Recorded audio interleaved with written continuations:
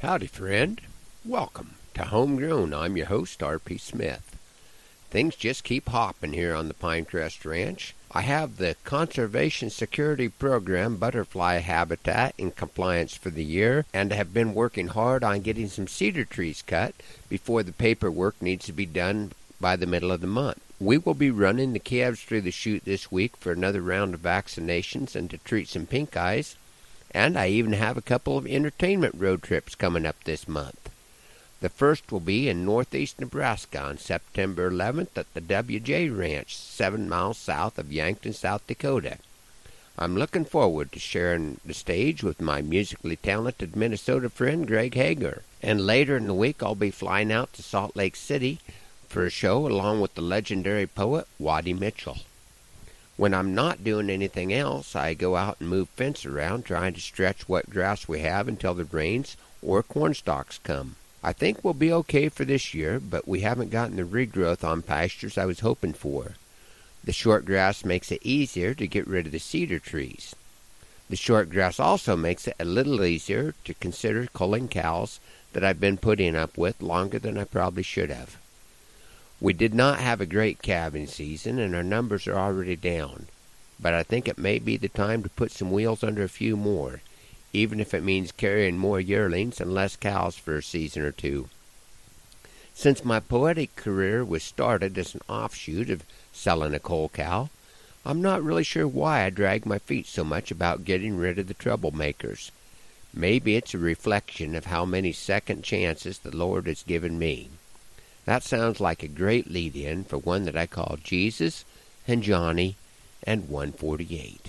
The second most common of the questions folks ask is how I took up this poetry task.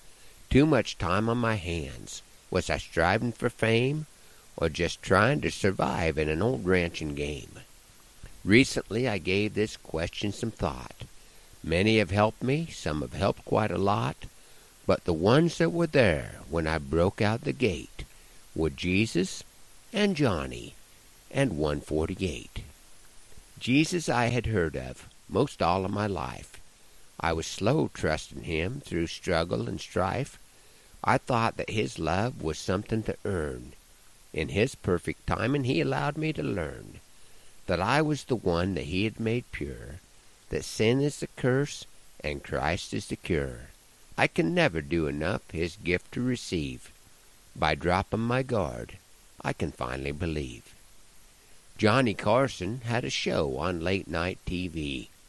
That's after my bedtime, so I seldom would see, with the exception of one particular time, when Beth woke me up to watch some cowboys at rhyme.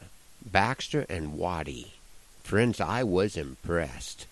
The way the words came alive, I would never have guessed. Why does Johnny get the credit ahead of those men? Because he was the one that invited them in. I was inspired, what more can I say?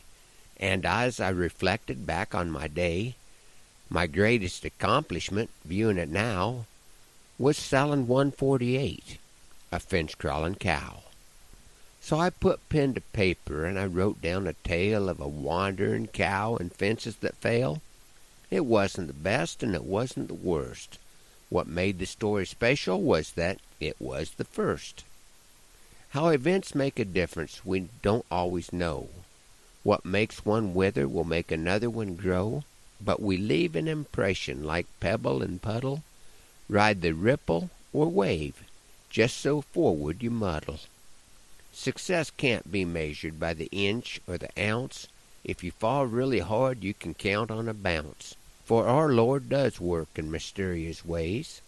The chances he gives me truly amaze. To visit with folks and share my point of view. But I have to give credit where credit is due.